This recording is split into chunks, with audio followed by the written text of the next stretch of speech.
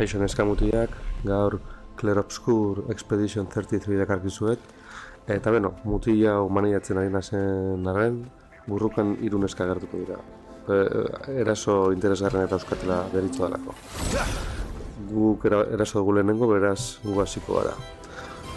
Borroka sistemak badauka kontu garrantzitsu bat, hor behan agertzen diren zenbakitxo urdin horiek kargak dira. Eta tiro bezala erabili daitezke, eraso solte bezala, edo abileza jakin batzuk egiteko. Adibidez, bigarren pertsonaia honek, Astia dirudienak, 5 karga erabiliko ditu olatu berezi bat egiteko.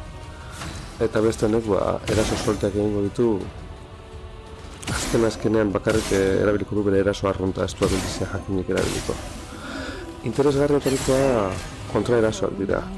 Erasoten digutenean, kontraerasoak egiten zaila gaitezke, edo erasoak saihestzen. Kontraerasoak, ondo egiten badira, eraso automatikoak dakartzate. Eta ikusi duzuen bezala, oso eraginkorrak izan daitezke. Hemen kroma izeneko, krema deritzogu, baina dirua bezala funtzionatzen du. Eta ikusten dugun gauza more hori, gauza berezi bada.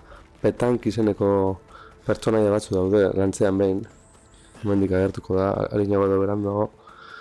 Eta horiek, garaitzuzkero, sari handiak ematen dizkigute. Baina noski, lehenik toki horretara eraman behar ditugu, bestela beti ekiten diote iesari. Eta bertan harrapatuz gero ere, iesari ekiten saiatzen dira. Ikusiko duzuen bezala, 3 edo 4 txandaren buruan alde egiten dute.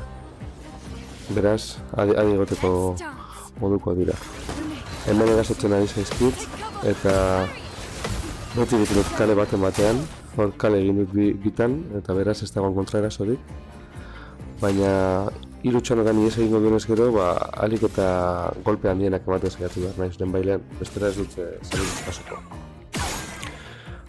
Alde batetik kolpe batzuk ematen dizkiot, eta gero tximisten magia erabiltzen dut, hausaz kolpatzen duena. Hemen areio bakarra egoterakoan kolpe guztiak berak jasotzen ditu. Pertsonaia honek beste sistema arraro bat dauka, iluntasuna eta argitasuna erabiltzen dituena.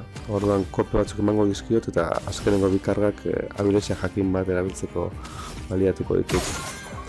Mark horrek esan nahi du urrengo kolpea eraginkorragoa izango dela. Eta ikusten duzuen bezala batzutan zu hartzen dute arerioek. Neska honek ordea borroka posizio ezberdina dauzka. Orain ez dauka inolako posiziorik hartuta, baina egin dezakena da erasokorra hartu, eta karo, kalte handiagoak jasotzen ditu, baina kalte handiagoak eragin ere bai. Hemen zutan dagoenez, posizio are hobeagoa lortu dugu virtuosoa. Kolpeak askoz gogorrak ematen dituela. Eta nahiz eta batzuan kale egin, kolpe gehienak ondo egin ezkero batzutan kontraerasoa baimentzen digute. Ikusten zuen bezala, bera saiatzen da defenditzen. Baina gogor insistituz gero, azkenean badago garaitzerik. Exhausto egin duen exhausto hori da magia bat kargak lortu ez ditzagun, baina tira, ez dio esertzeko balio izan. Beste barik, hurrengo artean eskamutiak, ondo ibili.